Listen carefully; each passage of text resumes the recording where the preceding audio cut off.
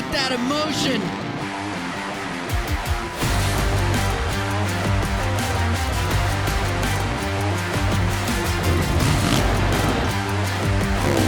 Around the outside. It's time to bring the action. Welcome to another episode of SMX Insider. We are your insiders, Jason Wygant and Daniel Blair. Daniel, this Monster Energy Supercross campaign, I thought had already pretty much given us everything we could expect to see, but no, this was probably the wildest one yet. It was amazing. I mean, it's like dominoes were set up and then they just started dropping. It starts with the Tomac crash in qualifying. Like, what was that? Caught everybody off guard. Then you get to the night program. You got the Lawrence brothers hype. They both lose their heat races to RJ Hampshire and Joe Shimoda. And then all of a sudden there's this delay where we're stuck in a tunnel for an hour and a half with like half the industry all just throwing down. Bring them back out, drop a gate, sliding through the mud. Next thing you know, we have two winners and it's all over. It was the weirdest night ever. One we'll never forget, but again, an amazing championship so far. We had to throw in a weird one, and we got it in East Rutherford.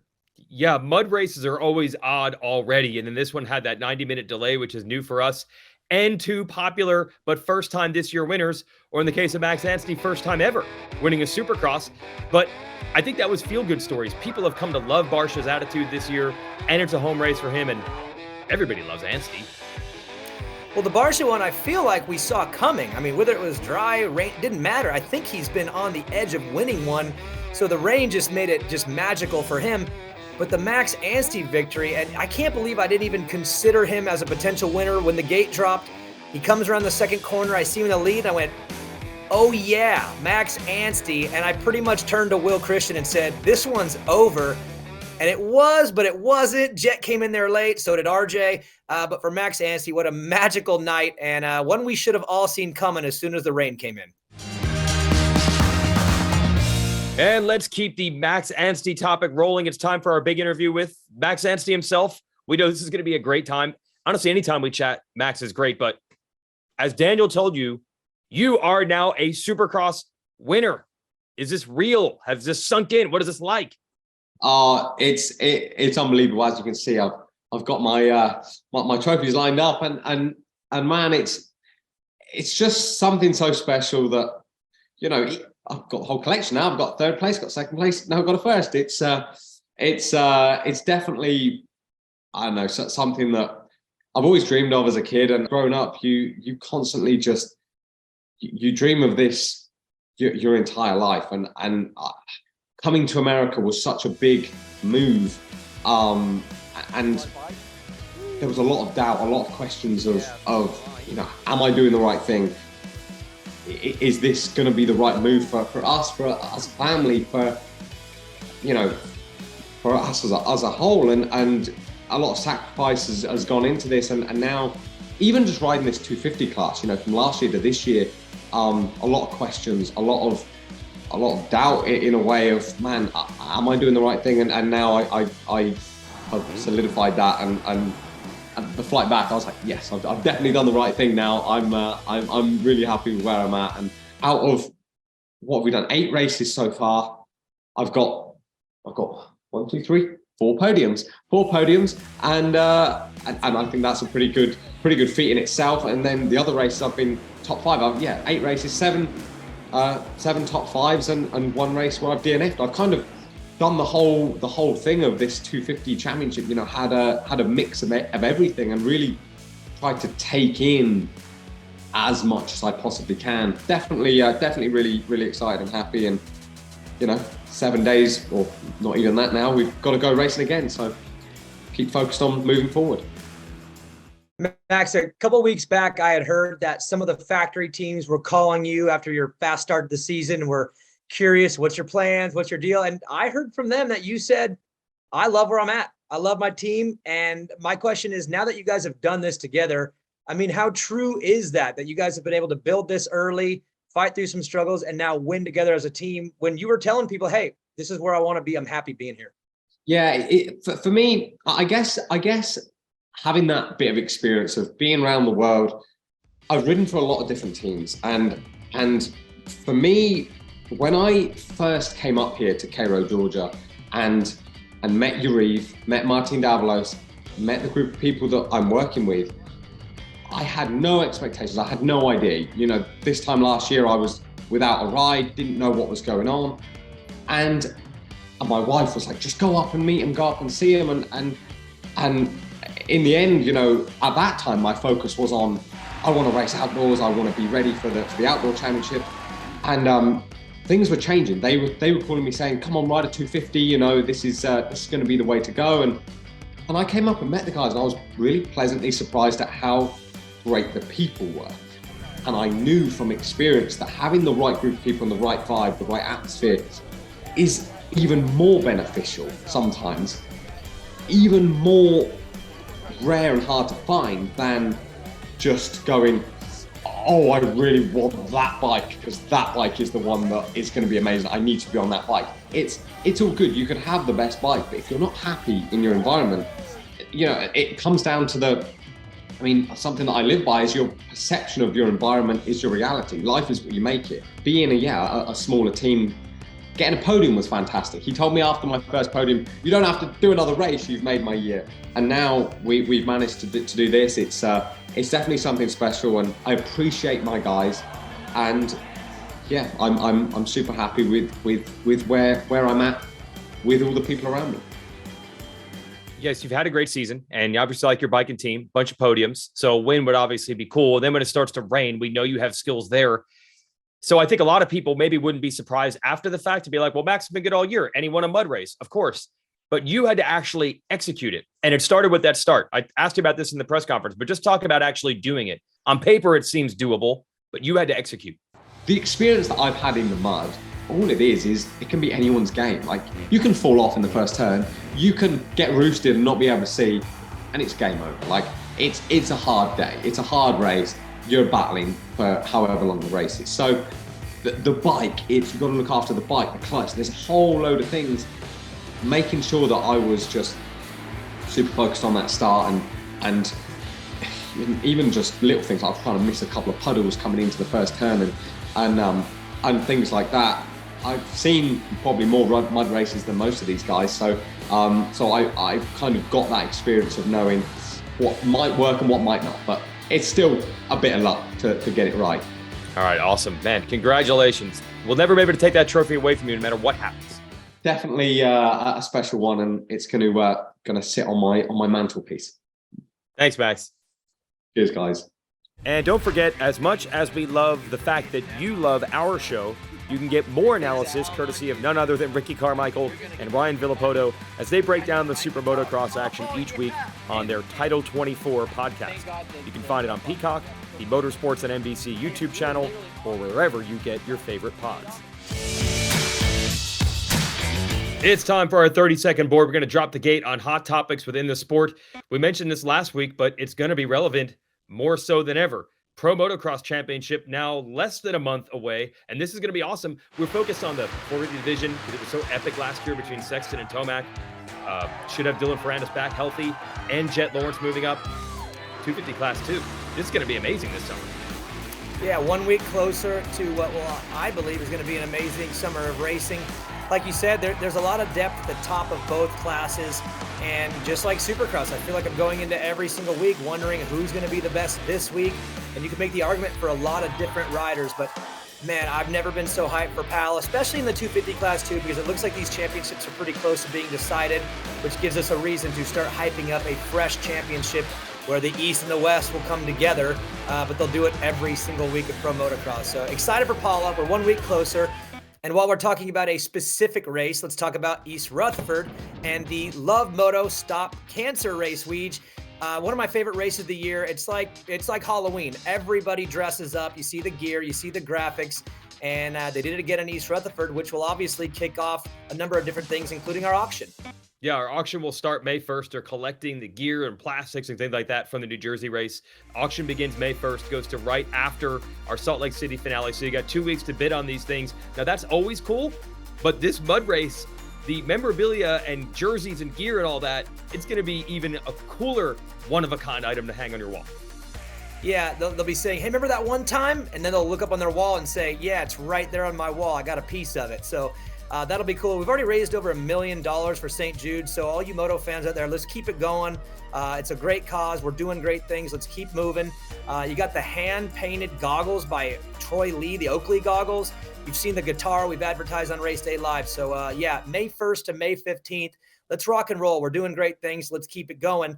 Speaking of keeping things going, RJ Hampshire Weege, he keeps things going with Rockstar Husqvarna with a 2-year extension, and he rewards them with a dive bomb into the last corner on Jet Lawrence. It's a very busy weekend for RJ. He actually appeared on MLB Network. We'll show you that later in the show. Yes, he announced a 2-year extension. Let's get to that, and then we'll talk about his main event in the mud. Super excited, man. We've grown a lot with this team, new bike, and man, the belief they have in me showed big time this year with this contract, and yeah, just really want to get back to them and deliver a championship for these guys. It's cool to see them stick with me even through the bad years, and yeah, man, just super excited to be here another year, another 2 years, and thankful for the opportunity. Okay, so RJ's back. Now, he's going to be one of the older guys in the 250 class this is a 250 deal for 2 more years. But you don't have to worry, because RJ still rides like a kid, as he proved in the last turn. He hydroplaned his way into a outside of the top 10 finish, but I admire the effort, and I of all people, it would be RJ to go in there in the last corner, hydroplane, splash Jet Lawrence before he even gets to him, take them both out, and then that shot. Oh my gosh, his face after the race says it all. It tells you who RJ Hampshire is. So yeah, they're rewarding him with a 2-year extension. He rewards them with all heart every time he's on the track, and that was the case in East Rutherford. Supercross Futures. So RJ, yes, one of the veterans of the 250 class. New talents coming in. This might have been the best Futures battle we've had so far this year. Yeah, on the edge of our seats there late. Julian Beaumer did great early. He got out front, got a lead. Daxton Bennick, I talked to him after the race. He said he rode mad. He was really bummed about his start. And he said, you know what? I'm going for it all in. I'm not going to be conservative in this main. He put on an amazing, amazing ride late and just missed it. There could have been contact. There could have been a lot of contact if he wanted, but he didn't hit him. And after the race, they celebrated with each other and had a lot of respect, mutual. 2 future stars. I mean, gosh, both of them are really, really well. If you look at the lap times too, they're right there in the mix of things. So 2024, don't be surprised if you see them graduate and I think become players pretty quick in the class. Yep, partially because of the experience they're gaining here in these Futures races. Also, Ryder DeFrancisco ends up on the podium in 3rd. Now, when we go to this area, this New York area, you expect to see a lot of celebrities around and hanging out. This was cool. We actually had a driver from the WeatherTech IMSA Sports Car Series, Sheena Monk, come hang out with us all night long. And she actually started her driving or riding days on an old Honda XR100. She still rides Honda street bikes because she drives Acuras in IMSA. So how about that for staying with the brand? It was cool to check in with her. It's just great to be out here. It's a new event for me. My family's quite fond of things on 2 and 4 wheels. So just wanted to come check out AMA Supercross and see what this was all about. And they got a race coming up in Laguna Seca in a couple of weeks. But always good to have a little crossover there with other motorsports. But the ultimate crossovers for the weekend, Ken Roczen was everywhere all the time. You want to talk about growing the sport? Exposing the brand of Supercross to the mainstream. Ken was doing it hardcore. My week this week was very short at home. I flew out Wednesday night and I had a lot of media stuff to do on Thursdays and Fridays. We did Fox and Friends yesterday, which I was able to teach how to ride a dirt bike. And I went to the Empire State Building for St. Jude and Supercross, which was super cool. I had my bike up there. We did NASCAR radio station, so a bunch of fun stuff that, I normally don't get to talk about. So that was super cool. We've been busy ever since Thursday morning, and it hasn't stopped so far. But honestly, being here in New York is it's always a pleasure. Like, we don't come here that often, and to spend a couple of days in the city and stuff, it's a total different environment, and I had a lot of fun. Yeah, I got to give him props too to be willing to go out and do all the things that he did in a city that's not very convenient to get around. Like when I saw his schedule, all the things he was doing, my first question was, how did he get to all these things? How did they get the bike to the top of the Empire State? Like, how did they do all of that logistically? But they pulled it off. Kenny was a player all week long, loved it. I talked to him after and he said he enjoyed every minute of it. So shout out to Ken Roczen and his involvement in growing the sport. But man, pulling that off logistically, I think that had to be the toughest part of the entire deal. The delay, Weege. We hung out for a little bit. Speaking of logistical problems. Yeah. What did you do? So I hung out a little bit with the riders. Everyone's kind of broing down a little bit. We did some interviews to keep things going. What did you do during the delay? Yeah, it was a open season on Broing Down because the riders and their mechanics had to stay in the tunnel, as did we. They weren't supposed to go back because of the lightning threat. And let's just make this clear. This was a lightning threat, not a rain threat. I think the main events proved we'll still run races in the rain and mud. The lightning was the issue. We are not afraid of some weather. It's just the lightning that pushed everything back, which leads me to what I believe the real MVPs of the night, which is the track crew. And Jason, the reason why is because when we all left way late at night, they were just beginning their job and they knocked it out, cleaned up that stadium, got everything out of there. And they are just, we talk about how good they are at prepping the track through those conditions. We never give them props for what they do after. And this had to have been one of the worst ones for them ever. And they absolutely nailed it because that's what they do. Yeah, it's a real simple science here. Think of how much heavier all that dirt is when it's saturated with water. So the game plan that you had to bring it in and bring it out, now you got to do everything probably fourfold, fivefold to make it happen and stick to the schedule. And also, like you mentioned, the track was still good. They were still jumping all the obstacles. So dirt works or mud works for the weekend. Great job with that. Mud works. But the greatest job of all, look, the MVP of Supercross so far this year, Eli Tomac. Look, he's a living legend. He added to it. I thought his season might be done. He was making no effort to get back on the motorcycle with that shocking crash in the first lap for the first time practice session.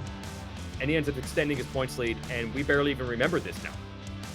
Yeah, Race Day Live was pretty dramatic through all that. We were getting updates and wondering, like, is he going to be okay? And then he comes out and he hole shots the second qualifier. He's not the best during qualifying. And then you go in the heat race, he wasn't the best either.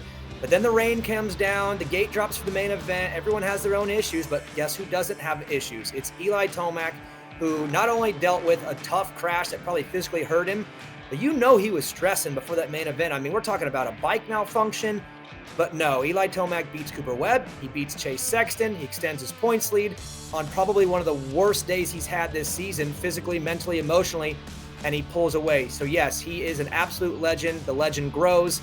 Speaking of legend, Justin Barcia, he is becoming a legend. He's becoming the most likable guy in the pits. Weege, like, snap your fingers and all of a sudden everyone loves him.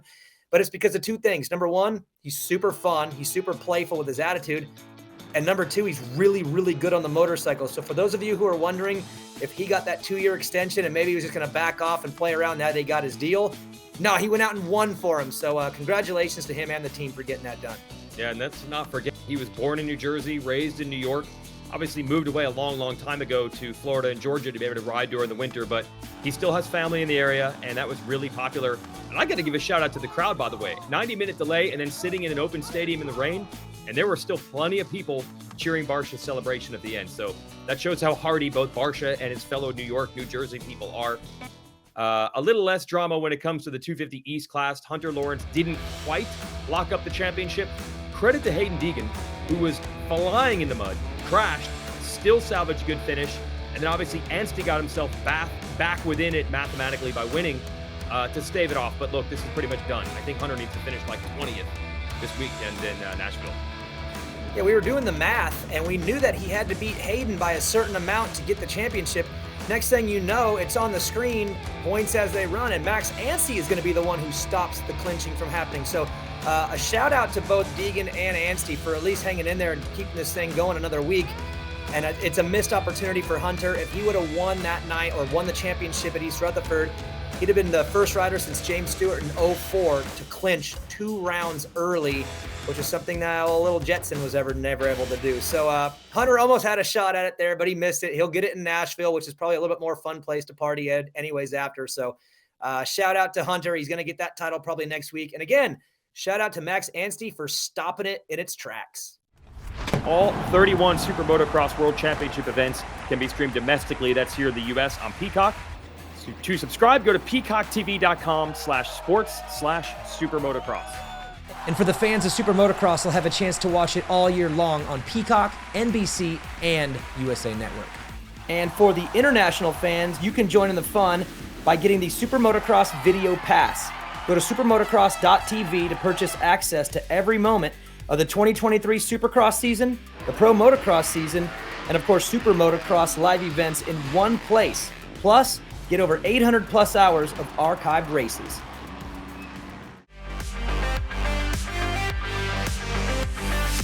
Let's welcome in Clinton Fowler. It's time for Fowler's Facts with our series statistician. Clinton, they always say that mud is the great equalizer. We definitely saw that with Max Anstey and his Firepower Honda team getting their first win ever in Supercross. But there were a lot of privateers that took advantage of these conditions. Absolutely. The mud was indeed a great equalizer. Props to Max Anstey and that Firepower Froth Honda team. Max having an incredible career, 4 podiums this year, 2nd in Houston and Daytona, and then this win just incredible. He's only 1 point behind Deegan, 3rd in the championship. So yeah, just impressive, right, Daniel? Yeah, but I'm looking at that team as a whole. I mean, they're operating not only a 250 program, but a 450 program as well. I mean, Dean Wilson's been pretty good this year, getting back in the top 10 multiple times. So I feel like overall, it's not just the Max Anstey. That's the obvious shiny object in the room because of the win. But I feel like that team in general has been pretty competitive with Martin Davalos kind of leading the way. Yeah, absolutely incredible year for that team. You know, the other one, guys, Enzo Lopes, 5th in Jersey. Not his career season best, but a 5th. I did see an article by Mitch Kender and the RacerX crew there. He obviously likes the mud, so 5th isn't surprising in the East-West race, but that muck-off FXR Club MX team has had a great season. Enzo's 3rd in the championship, is similar to Max, but just on the opposite coast. Guys, he's got 118 points through 7 of the 9 rounds. That already is ahead of his full season best previously. So he's having a career year. You look at, he's gotten 4th, both in San Diego and in Seattle. Jason, when's that podium coming? I know where you're going. The team wants it so bad. We've had several weeks, some Triple Crowns, things like that, thinking this could be Enzo's chance to get a podium, but now he's only down to 2 races to get it done. A West race in Denver and then another East-West in Salt Lake. I know it's double stacked talent in Salt Lake, but I have a feeling sometimes you get down to that finale, titles are wrapped up, or guys are protecting, or guys have given up. I wouldn't be surprised if Enzo sneaks it in here in one of these final 2. Cameron McAdoo's out, so that's one other West rider he won't have to go through. Be awesome for Enzo and his team to finally get that podium. You feel like they've earned it. And you know what's funny? When you go to the Club MX track, not only are the club riders there, but you'll see tons of Phoenix Racing Honda riders. They're also based in the Carolinas, North Carolina for them. And they've got a ton of riders. I can barely even keep track of who's on that team. And they shove a lot of bikes into the mains. They sure do. They're having an incredible season. You got to start with Cullen Park, right? Rookie of the year last year. He's in his sophomore year, 21-year-old. He sits 8th in the championship. But the team's got a ton of people in the top 20. You got Cullen 8th in the championship. You got Cody Schock, who's 10th in the championship. Chase Owens 12th. And Caden Braswell, the rookie, is sitting 18th. So incredible season for them. In total, they've got 11 top 10s. If we're going to talk Phoenix Honda on the East, they've done a great job. I think we should talk AEO KTM on the West. Josh Faries and Derek Kelly. Kelly was awesome in Glendale. And you just look at another team that's building, getting better every year. Yeah, Derek, 4 top 10s this year, a 6th in Glendale, career best. Knocking on that door, I know he wants that top 5 bad. And again, he sits 10th in the standings. His career best was last year, 13th. So he's looking like he's going to hit it. I would also, if we're talking about the West, you got to call out Team Solitaire, Heartbeat, Hot Sauce, Yamaha's Cole Thompson, who's sitting 9th, one position ahead of Derek.